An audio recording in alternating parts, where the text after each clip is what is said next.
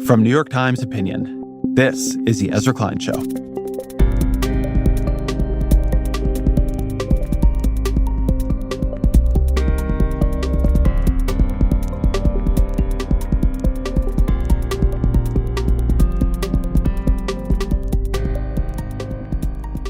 So before we begin, one bit of housekeeping, which is we are looking for a researcher on the show, somebody who's going to be central in prepping and creating the structure of these episodes alongside, obviously, me and the team. We are looking for somebody with a background here in politics and policy. It's an election year, and then it's going to be either the first year of a reelected administration or a new administration. So that's going to be an important set of topics for us. If you're interested, we have the application linked in show notes, or you can find it at nytco.com under the Careers tab. But for today, you all sent in a lot of questions. I have seen a number of them, and they're very difficult, and I am nervous about answering them. But here to join me with it, which is also a great way of introducing her to all of you, we have a new senior editor on the show, the great Claire Gordon, who I used to work with back when we worked on Netflix's Explained show together, which was great then. And I am so glad that she is on the show now. And she's agreed to come pepper me with all of your questions and not let me refuse to answer them. And so, Claire, welcome. Thank you, Ezra. It's great to be here. Well, let's get started. The questions that came in overwhelmingly were in 4 buckets. And the first of those buckets is Israel-Palestine. Oh, good. The easy bucket first. Just to warm you up. So. Damn it. And then U.S. politics, AI, and then personal questions. And then we'll end with a fun rapid fire round that I know you are not dreading. Great. All right. Let's do it. So question 1. In the first episode that you put out after October 7th, the very first thing that you said was that your mom had asked you to promise her that you wouldn't talk about this publicly. And then you proceeded to do that quite a bit. So the question from a listener, this was Marissa H., is how have your relationships with family and friends been impacted by your conversations or the positions that you've made publicly on Israel-Palestine? And then I would add to that, how does your mom feel? My mom feels proud of me, as she usually does. My mom is wonderful. I guess the thing I'd say about this is that I don't have the view in my personal life, and to some degree, I don't think other people should have the view in their personal lives, that it is my job to police and change the opinions of the people I love. And there are people I love with opinions on this issue that differ markedly from mine, and differ markedly from mine in ways that I sometimes find personally difficult.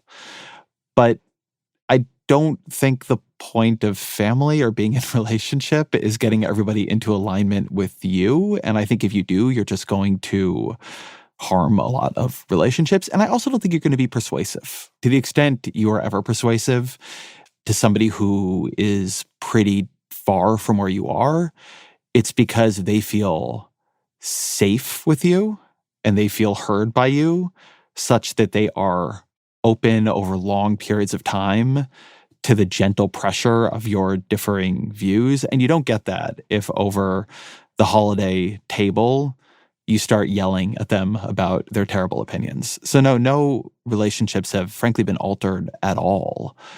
But I've been watching people drive themselves mad on social media over this.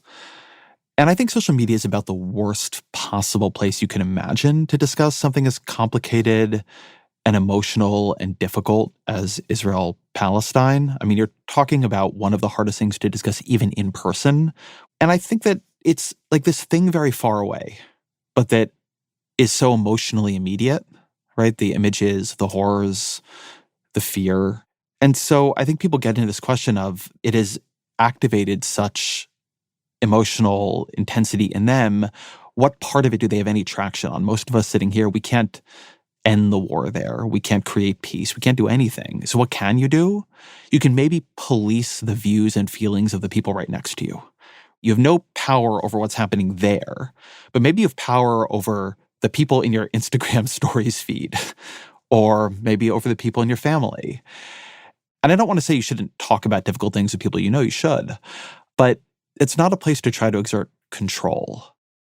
So not trying to persuade your loved ones of your views feels like great advice, but I'm curious how that actually looks in practice. Say, it's the holidays, you're at the holiday dinner table, a loved one expresses a view that you deeply disagree with, maybe you find it even upsetting, and then what do you do next? How do you engage in that conversation if you're not trying to persuade them? I'm not saying I never try to persuade a loved one of my views. And I'm not saying that I never get annoyed or angry even at the views of those around me. I do. Like, it's much easier for me to discuss this issue with the hundreds of thousands, millions of listeners of this show than it is with my own family oftentimes. It's so much harder when it's people you love. But if I have a view that's different than theirs, once that conversation is done, I'm not going back to it. That's not my project inside my own family. It just isn't. And it has been a sobering and humbling thing for me as a professional political communicator to realize that oftentimes I cannot convince the people closest to me of things I really believe. I saw somebody on social media, on Threads, who is saying that their rule on this is that before they try to persuade someone they know of something, they ask 3 questions. I'm not saying I do that, but that struck me as a very wise rule, that before you ever try to talk somebody else out of their position, you ask 3 questions about how they got to that position and what it means to them and what is behind it. And then you're going to learn something more about a position that feels very alien to you. And if you're trying to persuade them, you're going to know a little bit better what it is you're working with. Okay, well, let's see if you can persuade anyone with these next questions. So this one is from Mark C. About a month ago, we had Ezra Klein Show on the podcast, and you'd asked a question about the BDS movement. That's the Boycott, Divestment, Sanctions movement, in the context of talking about all the nonviolent efforts Palestinians had made to bring, international attention to their cause and put pressure on Israel. And he had responded that BDS, quote, has as their goal the destruction of Israel. So Mark, who's been a supporter of BDS and definitely did not have as his goal the destruction of Israel, his question was, did Halevi have a point there? And what are your feelings about BDS generally? So what Halevi is saying there, as I understand it, so if you go to the Boycott, Divestment, Sanctions website and you look at their 3 big planks, the third one is right of return. That Palestinians who were expelled during the Nakba or fled during the Nakba, who can trace their ancestry back, so this would also then include, children, grandchildren, etc., have the right to return into Israel. I think Halevi and most Israelis understand that as a way of destroying the state of Israel. During my conversation with Tarek Bakoni, he mentions his estimate of, I think, 14 million Palestinians worldwide who can claim some ancestry here. Israel has 7 million Israeli Jews, 9 million in population. So to Israelis, that is a way of saying you're going to destroy the state of Israel. It isn't you'll destroy it by looting it and burning it to the ground. But Halevi's very clear on this in the conversation. To him, that is a kind of destruction. I think right of return is a lie that has been told to people. That is a part of it that kind of breaks my heart. I have talked to people who work in refugee camps in Jordan, Egypt, etc., and they've met people who have the keys to their grandparents' house on a necklace around their neck because it shows you're going to go back there someday. And you're not. That is not how these conflicts have ever worked. I think the idea that international law tells you it will work that way is a lie international law is telling you. There's no right of return for the Jews who were expelled from Iran. There's no right of return for the people expelled during partition in India and Pakistan. No right of return for the Germans expelled after World War II out of Eastern Europe. About 900,000 Jews is the number I've heard were expelled or left or fled different parts of the Middle East during this period. There's no right of return for them. It's not going to happen. So BDS, I have mixed feelings about it. I think for a long time, Israel was trying to be the thing that it says it is, right? Like a Jewish state, but one trying to absorb across democratic principles and to work in a humane way. I think that had functionally ended. And so using boycott and divestment and sanction techniques to try to put pressure on them to go in a different direction makes a lot of sense to me. To do it with the idea that you're going to get right of return, if you take that seriously, and maybe you do, maybe you don't. I think a lot of people did not think about that as what they were really doing when they were involved in that movement. I don't think that makes sense. And I do think this is a real dividing line right now on the left in terms of different imaginations of ways this conflict ends. There are a lot of people who want to see a kind of humane outcome across the lines where Palestinians get a state and they actually have authority and autonomy over that state, and that state is functionally the West Bank and Gaza. And that is a real thing that could not be achieved right this second, but could be achieved. And then there are people who think you need right of return, which is a kind of single state solution. And I don't see any world where you're getting that. And so I think it's actually then ensures the continuation of this world. And this world is very, very, very bad. So my thoughts on BDS are mixed, but I do think that in terms of the tactic, putting aside some of the goals, but in terms of the tactic, I think that if you believe what is happening to the Palestinians is and has been deeply unjust, and I do, and you want to see nonviolent resistance work, and I do, and you want there to be a reason to do nonviolent resistance as opposed to armed resistance, and I do, then I think you have to ask yourself, if you're not going to be open to that tactic, what is it you would be open to? What is it that would matter enough that it might actually be listened to? Because like the occasional op-ed is not doing it. So we had a couple questions from listeners who just struggled with the idea of Zionism and the idea that Israel needs to be a Jewish homeland and a Jewish majority state. And so I'll put the question this way. One of the driving forces behind the creation of Israel was the idea that the Jewish people needed a Jewish homeland to be safe.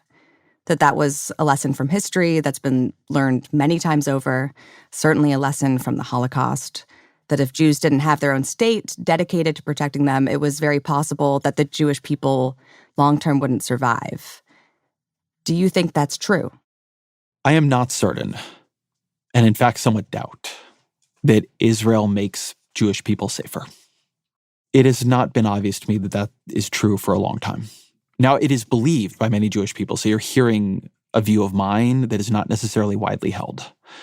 But if you think about where you have a lot of Jewish people collected in one place, where that place is dangerous, where a disaster could happen that could wipe out a lot of Jews again, I think you would say Israel.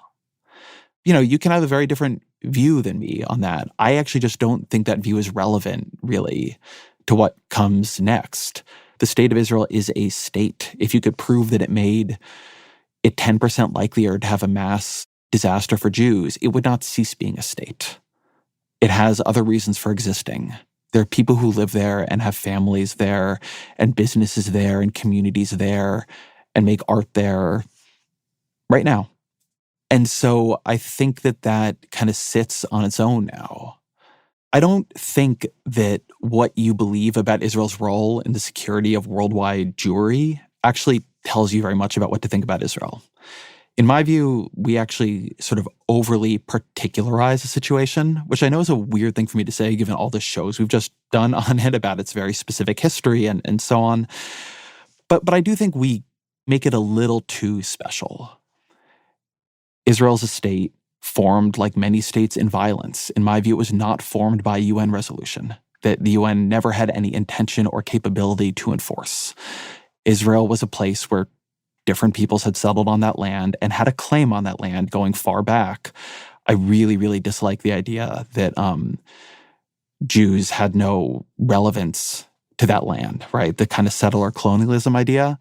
When people read the book at the core of Judaism, it is an account of the Jewish people being expelled violently, repeatedly from Jerusalem, which was not located at that time in New Jersey.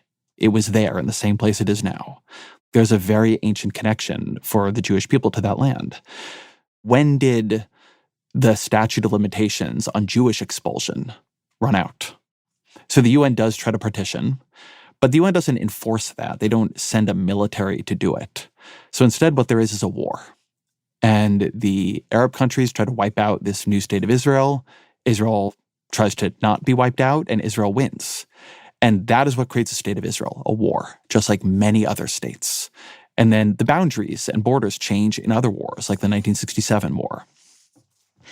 So I sometimes think people make this into something weirder than it is. Israel is a state. It is a state formed partially in war, like many states have been. It is a state that will protect its borders. And it is a state that is for the people who it has defined itself as being for, which is true for most states. I think saying it's a Jewish state and that's so weird. I mean, America is a state for Americans. China is a state for the Chinese. Brazil, a state for Brazilians. States are imagined communities. Nationalities are imagined. Now, it doesn't mean that you won't get killed trying to cross a border. The fact that something is a story doesn't mean it can't kill you. But it does mean that it is not so unusual for a country to define who it is for. And then if you are not in that definition, you don't get to come there and have citizenship. Mexicans cannot just come to America and say, well, I live here now, I'm a citizen. Nor can Canadians, for that matter. And I think if you just look at it as a normal state that is going to try to act as many other states would in this scenario, a lot of things just come clearer. Israel's a state, it's going to try to defend itself and maintain its own internal sense of cohesion. And that is what most states do. Most states would not be open to immigration policies that made their current majorities minorities overnight. That is not how most states operate. The people of France would not agree to that policy. The people of Chile would not agree to that policy. This isn't as weird, I think, as people try to make it out to be. The end goal for Israel is not exception, it's normalcy. And I think being kind of unable to see that about it, both kind of in terms of how it acts and in terms of where it needs to go, is often a big part of the problem here. Do you think that people's inability to see that, thinking that a Jewish state is somehow unique or strange compared to other states, is that mostly just because of how recent a political project Israel is? Or does anti-Semitism play a role in that? I mean, it might be a bit of both, but I don't think you need anti-Semitism as an explanatory factor here. What Israel is formed very much by the Holocaust. And so it is also a kind of international project in different ways, and it has attention internationally in other ways. But part of it is simply the way the world, but particularly America, focuses there because of our relationships, because of who we are and who is there. And yeah, because it is recent. And so you can see the way the clay was shaped in a way that history and time has made other things look more settled. And then it connects, of course, to the stories of the three major Abrahamic religions. It creates a different sense of it. I mean, I also think the religious dimension here cannot be understated. But I think all that actually sometimes makes it hard to see how normal what is happening there is. So I wanted to go back to something you said earlier about how the idea that Israel makes Jews safer hasn't seemed obviously true to you for a long time. And I wonder if that's because of some specific recent forces. One, the memory of the Holocaust being a living memory, and that's becoming less true every year. I mean, for kids born today, the Holocaust is their great-grandparents' generation or their great-great-grandparents' generation, and so the protective power of that memory is fading.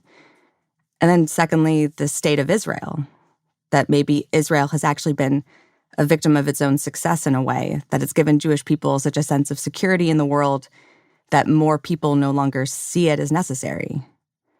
I mean, are there other things that make you think that the very long and consistent history of Jewish pogroms and persecution is less likely to repeat itself in the future?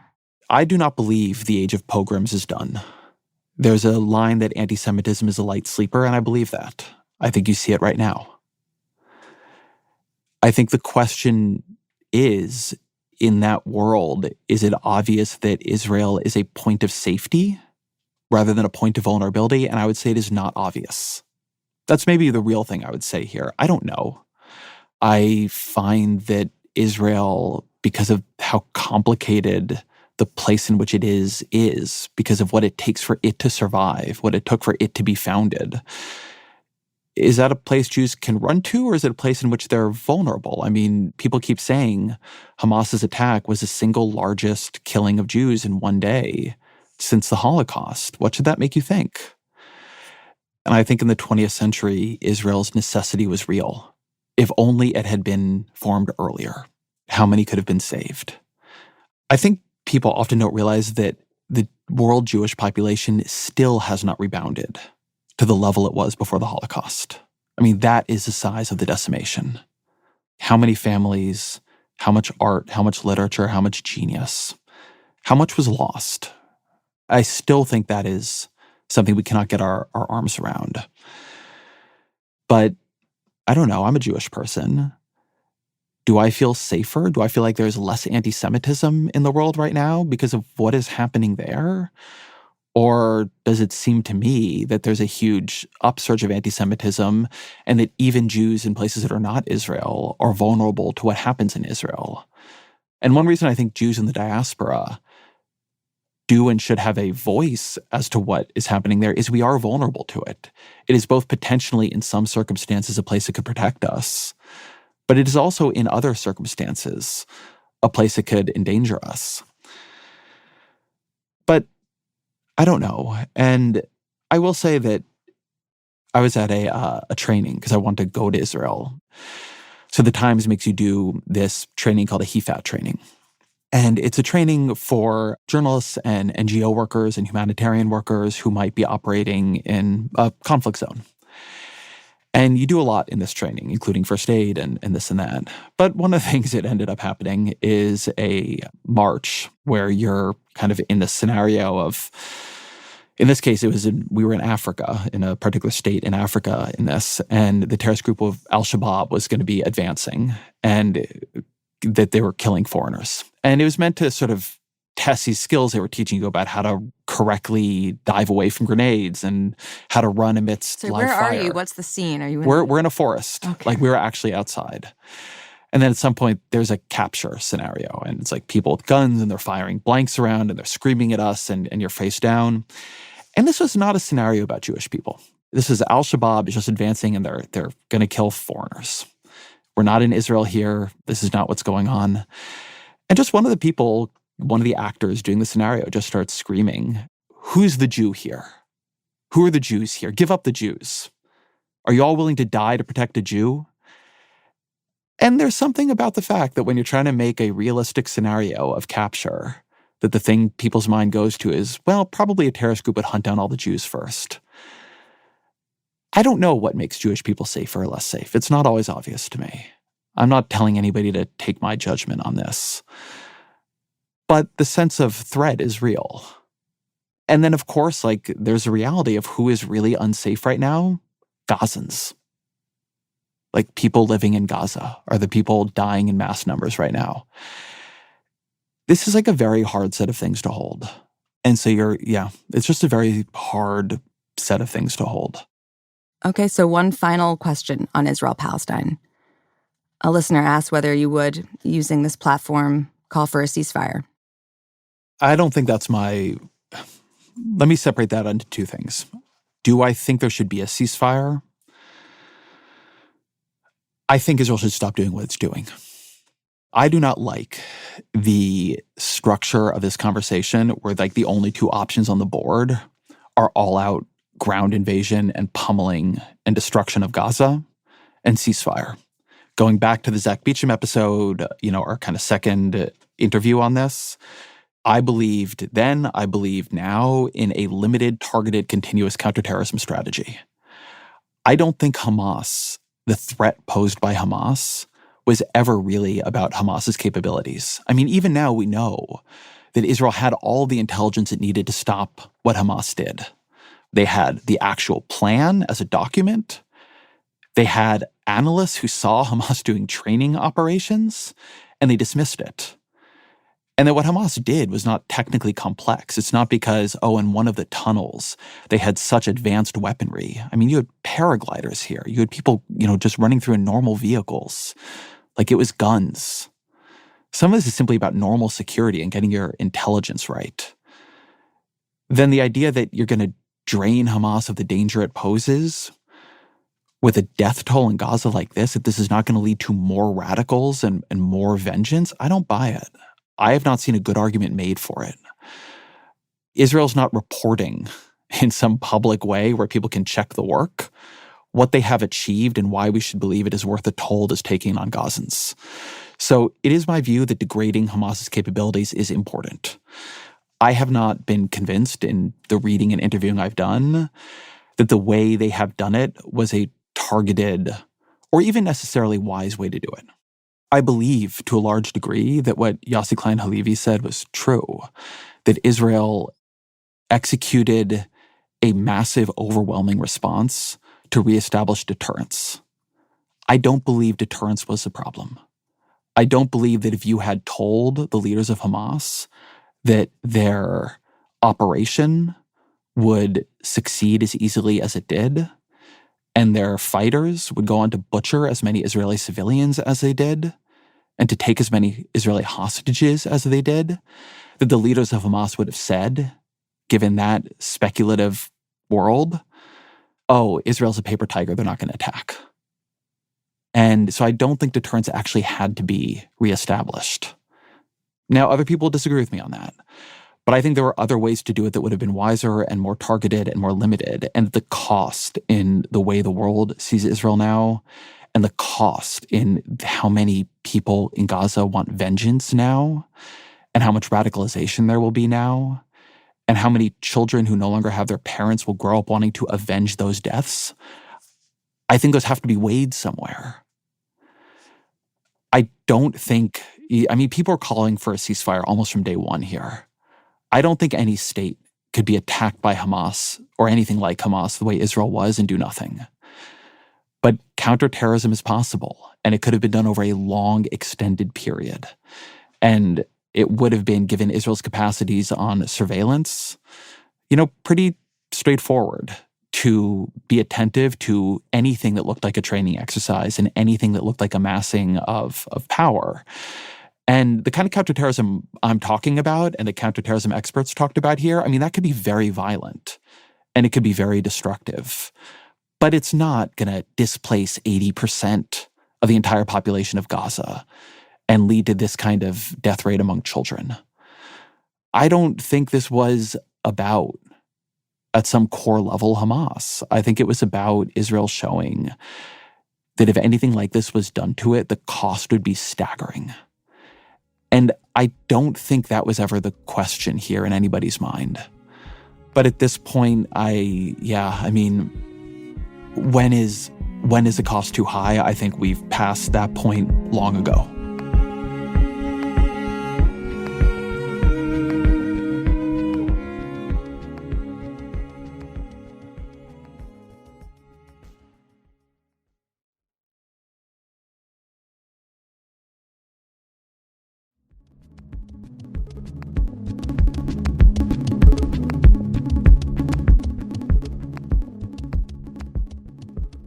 All right, ready to move on? I am ready to move on. U.S. politics, Chapter 2. So this question from Jonah P. about Kevin McCarthy's dramatic ouster from the speakership. And at the time, Democrats, very quickly were like, we're not going to help him at all. Don't like the guy. This is the Republicans' problem. Was that wrong? Should the Democrats have given him the votes, given where we've ended up now? I think that's actually a bit of a myth. There were Democrats willing to save McCarthy. What they were not willing to do was save him for nothing. So there were last-minute negotiations among centrist Democrats and Republicans to come up with some kind of a deal here where Democrats would give McCarthy the votes he needed, and in exchange, they would get things like potentially seats on the Powerful Rules Committee. They would get some concessions for the quite big move of crossing the aisle to save a Republican speaker. And the person who did not want to make a deal like that is Kevin McCarthy. I think it's really important to say this. Kevin McCarthy, from the beginning of this whole shenanigan, he said he would not cut a deal with Democrats to save his speakership. And when you're not willing to play politics and you're not willing to make the trades to get votes, then you don't get to play politics and you don't get the votes. I don't think it is actually the Democratic Party's job, and more than its job, I don't think it is an appropriate thing for it to do, to collapse its own interests as a negotiating partner and give Republicans something for nothing. Votes don't cost nothing. The idea that Democrats should have saved McCarthy for nothing, I don't buy it. Not for the good of the country? I don't think it necessarily would have been better for the country. At some point, the Republican Party has to get back to making deals. At some point, the Republican Party has to get back to acting like a governing coalition. And possibly, if they lose their majority over this, some of them would be more likely to do it next time. Look, I don't know, and nor does anybody know, what will bring the Republican Party back to some level of normalcy. Maybe it's simply not possible for the foreseeable future. I think that's more the camp I'm in. But it is not good for Republicans. It is not good for moderate Republicans. It is not good for Republicans as a whole to have a deeply inexperienced, deeply radical speaker. That is going to be a good issue for Democrats in the elections. Abortion in particular is probably Democrats' strongest issue right now, and Mike Johnson is a great foil for them on that. I don't think you should try to help bad Republicans get elected because it makes it easier possibly for Democrats to defeat them. I think that's a very high-risk strategy. But I also think that for Democrats themselves to have any negotiating leverage at all as a normal governing party themselves, they have to be able to take reasonable positions and stick to them. The idea that the Republican Party has become such a deranged institution that the cost of the other party saving their speaker is no longer a deal of some kind. Look, when McCarthy wanted the speakership in the first place, he made all these deals with the far right of his own party, including that any member of it could call a vote on his speakership. He made deals to become speaker. He had to make deals to stay speaker. He decided that not staying speaker was better than making any deal at all with the Democratic Party. And that was his choice, not the Democrats' choice. So for this next question, we had a bunch of folks write versions of this, and I would paraphrase them all this way. There is a non-trivial chance that Trump will be the next president. If he wins, he's promised to do a lot of stuff that sounds pretty scary. And people are writing and warning about this, but at the same time, it mostly feels business as usual. Liz Cheney's line that we're sleepwalking into dictatorship. So what do you make of that cognitive dissonance? How worried are you? I am quite worried. We're going to do a lot more coverage of this in 2024. I think, though, that the thing people underestimate is that right now, people's attention still is not focused on Donald Trump or, frankly, on 2024. And as that changes, as you have primaries and he wins primaries, and assuming he does become the Republican nominee, and then you do have the coverage of a kind of two-candidate campaign, the things he's saying will get a lot of attention. Now, Donald Trump has won in the past, despite saying completely insane, crazy things. But in that election, he lost the popular vote and almost lost the election. To be fair, if you look at relevant electoral college states, 2020 was quite close, but Trump lost a lot of ground. I think when people are heavily exposed to the yet more extreme version of him, I don't think that's going to go well for him or for the Republican Party. Now, the danger of Biden having some kind of issue around his age or, I don't know, some of the wars that he has the U.S. backing in Ukraine or in Gaza, they go really badly, right? There are things that could happen that could then let Trump slip through. But this is going to get more real. And we're just not there yet. But I do think people should be worried. And the other thing is, to me, what's really dangerous here is not necessarily that Trump himself has become more extreme, though I do think the evidence that he has is convincing. It's that the Republican Party around him has become more extreme and more enabling. That's true of the House Speaker, who we just mentioned, Mike Johnson. But it's just true of who are the members of the Republican House majority. It's true of the members of the Senate. It's true of the kinds of people who would work in a Trump White House. Trump would, and people around him would know better how to choose nominees from their own faction than Trump did in 2016 when there was a constant tension between the sort of traditional factions of the Republican Party who are staffing a lot of key positions, and Donald Trump and kind of the direct people around him, and including some of his family members and so on. So if you do have another Trump term, you're going to have a more extreme Trump governing alongside a more extreme Republican Party with a staff that is more dedicated to making Trump's whims and revenge fantasies come true. And that is an extraordinarily dangerous situation. All right, now on to AI. So in the recent sort of catching up on the world of AI episode that you did recently with Casey Newton and Kevin Roose, you all talked about the future boom that you expect in AI friends. And you were all pretty kind of casual about it. You talked about how you think that your kids will grow up maybe not to have real friends. And So they'd have both. I think my kids will have real friends too. And then Casey joked about how there were going to be Fox News segments in the future, freaking out about this, how Silicon Valley had turned a generation into shut-ins who only hung out with their robot friends, and it would be this silly moral panic. And while I was listening to that, I was just thinking, that sounds like a pretty reasonable reason to be panicked. And a couple listeners had the same reaction I did. Keith K. called the idea of chatbot pals replacing human friends, quote, one of the most insane and depressing things I've ever considered. And Hugh K. asked, surely the evidence is pretty clear that we need human-to-human connection.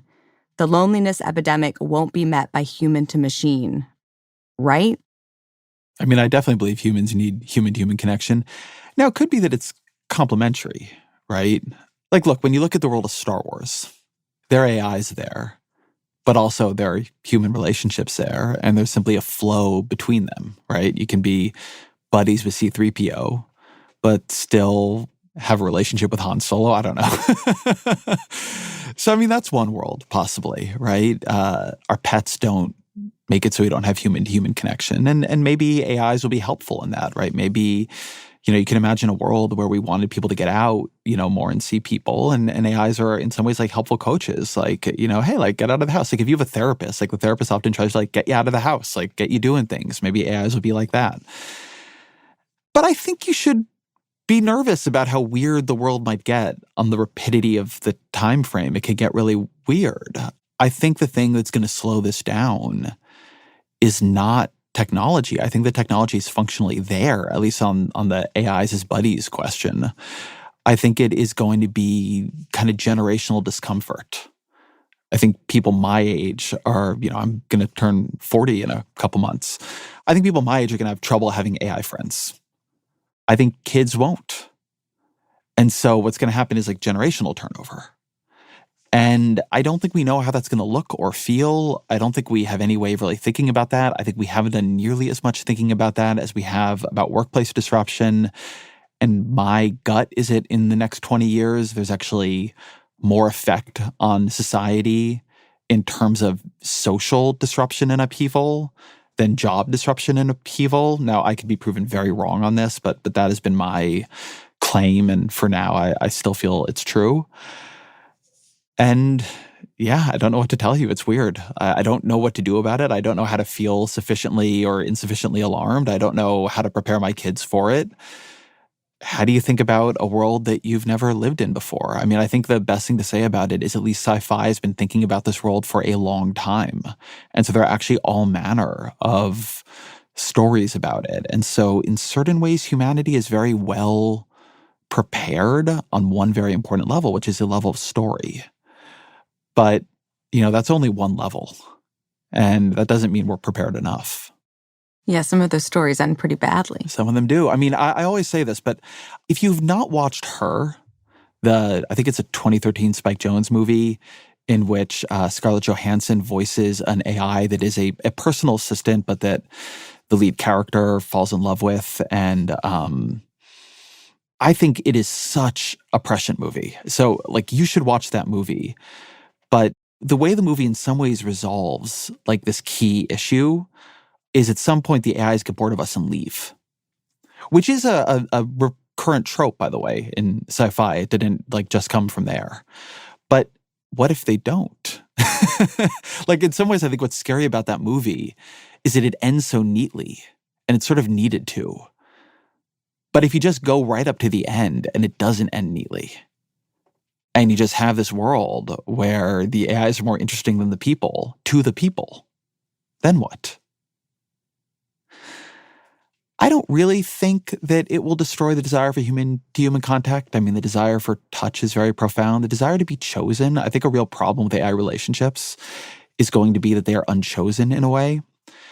It is important to my conception of myself that my best friend, that my wife, that the people I love, most of them, I mean, my family is kind of stuck with me. But And I'm paid to be here, but I chose to work with you. but they could choose at any time not to be, right? They keep choosing me. That's important for who I understand myself to be and my sense of self-worth. I think people want to be chosen. And so there's going to be a lot of subtle things that even a very interesting AI can't do. But that's not everything. And that might not be as important to 3 generations from now. So who knows?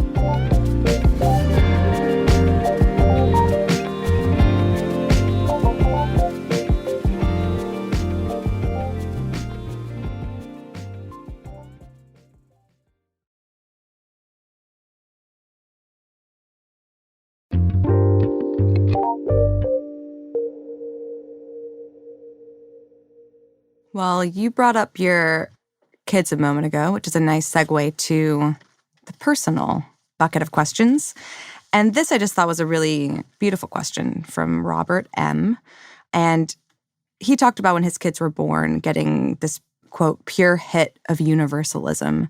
I was so aware both of my child's individual profound importance to me, but also how that experience was repeated billions of times the world over. And then he went on to talk about how over the years, his kids are now teenagers, that feeling faded and their world shrank to the size of the nuclear family. Quote, the direction of travel is towards protecting this tiny bit of territory from the world. And so he wanted to know, have you felt pulled in that direction too? I think that's a really beautiful question. It reminds me of something George Saunders has said, which is that having children, I'm going to get this quote wrong from memory, so this is a kind of directionally right, re-imbued the world with moral urgency because everybody in it deserved to be loved as he loved his daughters. And I feel that. It's one reason I've found covering things like Gaza emotionally unbelievably wrenching. I mean, to sit with the violence done to children by Hamas and then the violence done to Gazans in Israel's reprisals, it's a lot of children. It's a lot of children. Children dying and children losing. But then that tension that he points out between the sort of universalism and the particularism, right? The recognition that every child is as important and is loved by somebody as much as your child is important and is loved by you, or hopefully is loved by somebody that much. And the way having children focuses you on your own family and on taking opportunity and giving it to them, right? Like I know the advantages my children have being my children, right? Compared to being born in a much poorer place to a much poorer set of parents in a rural area. And I know the blessings I'm showering on them and, and like that's just a very, very hard thing to negotiate. I sometimes on these things don't think that there is much better answers than that you should have like a rule for yourself on charity. And like mine, which is, you can hear this from, various modern sources, but I actually took it from tithing, which is, in my family, the floor for charity is 10% of pre-tax earnings. And it can be, and often is higher than that, but it can't be lower than that.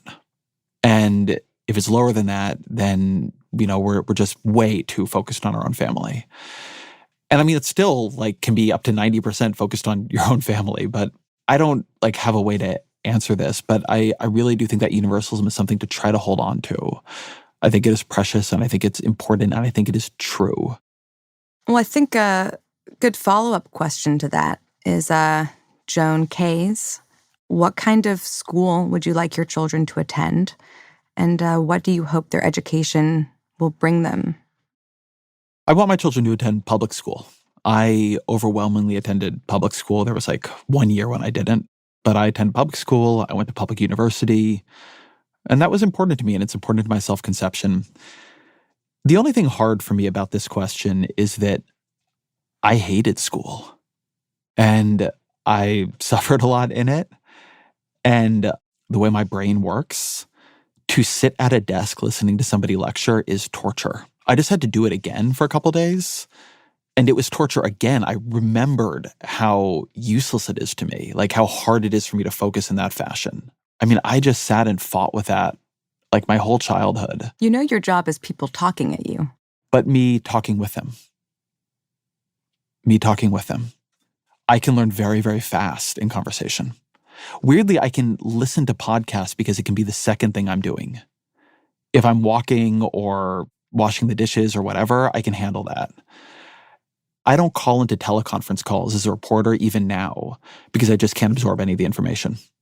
Like, it's just how I don't know. Like, it's why I graduated high school with a 2.2. I just can't learn that way. And I wonder if I would be willing to have my children hate school and like just kind of suffer in it day after day after day the way I did. Would I be willing to bear that?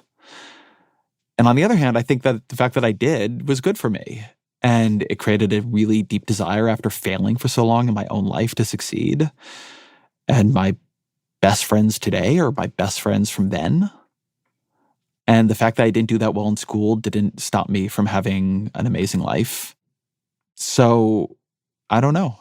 When you were younger and, had a crummy grade point average, what was your story about that? Did you have that clarity of just... No, I didn't understand this until much later. I mean, you look at any media about school, and it's like the kid starts drawing and ends up in the world of their own imagination. And I mean, that's what the show is about. And I thought that was really happening to everybody in the way it was happening to me. And I actually didn't understand. I mean, it sounds crazy now to me to say it. I didn't understand that other people were sitting there paying attention to and absorbing the material. Look, it was grueling for me and for my family. I don't know what to say about it. And eventually everybody just settled in to the idea that I was some kind of weird underachiever. And so that was your story, that you were like an underachiever. Terribly so. That I was smart but lazy.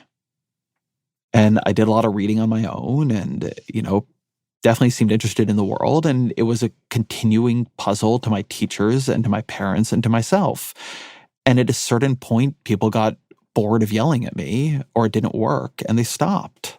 And I just kind of dragged myself through the rest of it.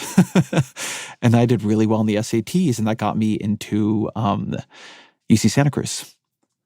But that was it. Like, I got saved by testing because I was a good test taker. Otherwise, I understood myself to be a fuck up. And that I actually turned out, when I found something that worked for my mind, which was blogging, to be not just like a hard worker, but an insanely hard worker, like functionally a kind of workaholic, was the single biggest surprise about myself to ever happen to me, or frankly to the people around me, right? Like, the one thing that was obvious about me was that I wasn't a hard worker. It's the reason I care a lot about context, that I believe that people are different in different contexts. Like, I've had the experience of being the same person in one context, and I'm a total disaster for years and years and years. And then all of a sudden, the exact same set of traits, the ability to hyper-focus on a book and hyper-focus on things I'm interested in and write quickly, all of a sudden, like, that's like a path to success and fame. And I didn't change. Like, the world changed. Like, the context for me in the world changed. So yeah, you got to recognize, like, the stories you tell are often not really about you. They're about the interaction between you and the place that you're in.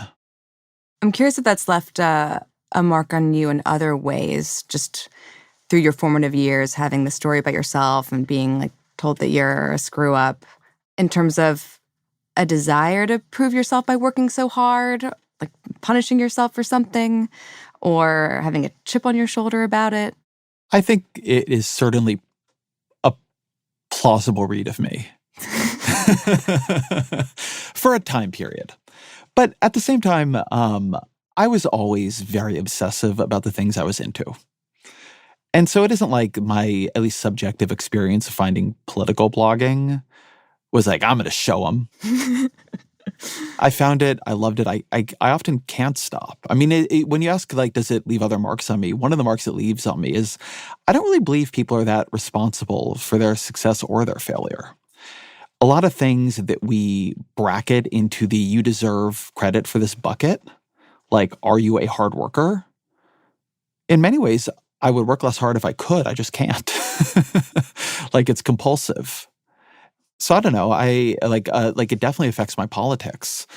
I just attribute a lower percentage of people's life outcomes to things they are choosing to do than to things that are sort of innate. Which is why I kind of believe that what you want as a society is for individuals to believe in individual responsibility and for society to not believe in individual responsibility all that much. And so, obviously we want to encourage people on the margin to make good decisions, but I just don't think people should be punished that hard for their failure. A lot of times failure is not really up to people, and nor is success. And so even if we want to create the conditions that maximize success for any individual, I don't think morally the reasons that people fall short are often up to them. Do you have any personal goals for yourself in 2024? Ooh, yeah, I do. I mean, I always have a million. If I don't have a list in my head. So one is that I'm just spending a lot more time, and this is going to come out in episodes we're going to do right at the beginning of the year, actually. I'm spending a lot more time thinking about aesthetics and how to have a personal sense of taste, how to actually know what you think is beautiful and what you are moved by, and how to be more attuned to that in the world. And I feel actually very far down that path with music, which over the past 5-6 years, I think my taste has really shifted in. And now I really know what moves me, and I can hear something and map it. I'm sort of just beginning to build that visually. And that's really important to me this year in terms of visual art, in terms of my own personal style. I would just like my life to be more beautiful and to appreciate beauty more deeply in it. I always just want to sleep more and sleep better. I'm a dad of kids, young kids, and it really shows me just how much of my life, how well it is going, is about how well I am sleeping or not sleeping. And so that's something on my mind that I want to work with. And I got to get my book done this year. I ended my book leave early to come back and do the Israel-Palestine how's that series. going? Not great at the moment. I don't want to say not great. Book leave was very productive until it ended. But in 2024, somehow amidst everything else, I have to get this book done, or disaster will fall upon my head. So, take that for what you will. Now for a new experiment for the show. The rapid fire round. Oh, fun. All right, so how long do I have on each of these? 15 seconds. I don't think I've ever answered a question in 15 seconds. Me and the team, we were debating whether really for you rapid fire was more like 2 minutes. Yeah, sure. We whittled it down. All right. Okay. First question. What is the best and least cliched piece of parenting advice you've received or given? It is harder to parent yourself than to parent your children. I want to know what that means, but no follow-ups. It's up to you, and it is at least as important. You covered the UFO story earlier this year. Do you believe something genuinely anomalous happened? Is there a there? I believe there's something unexplained in the multi-sensor data captured across a bunch of these UFOs. I don't believe that has been explained away. Do you do anything to minimize your personal carbon footprint? Yes. Among other things, I don't eat meat. So you're a human being. But Thank you. Not a question. Oh. But you're also, as a public person and a person on the internet, a brand. How do you feel about your brand? And how accurate is it as a representation of Ezra Klein, the human? I don't know about my brand, which has been different at different times, and I don't like to think of it as a brand. I think the version of me on the podcast is 65% accurate. What has been your favorite episode of the Ezra Klein Show during the past year, and why? I do not have an on-the-spot answer to that, but I've been proud of the Israel-Palestine series has been meaningful to me. It feels like change, technological, social, political change, is happening faster and faster, that more has changed since 2003 than changed between 83 and 2003, for example. Do you think that's true? I didn't until AI, and now I do. If our current civilization survives for another few thousand years, What do you think kids in the year 5000 something will learn about this current moment or say this century in their history books, if anything? This is a 15-second answer question. Mm-hmm. And you've already used up 5. I suspect it'll be technological changes, specifically AI and gene editing. And last question, where do you see yourself in 10 years? 10 years older. All right, that's a wrap. That was the last question. And I just wanted to quickly say thank you to all the listeners that took the time to send in questions. There were so many brilliant ones. And sorry if we didn't have the time to get to yours. And of course, thank you, Ezra Klein. Thank you.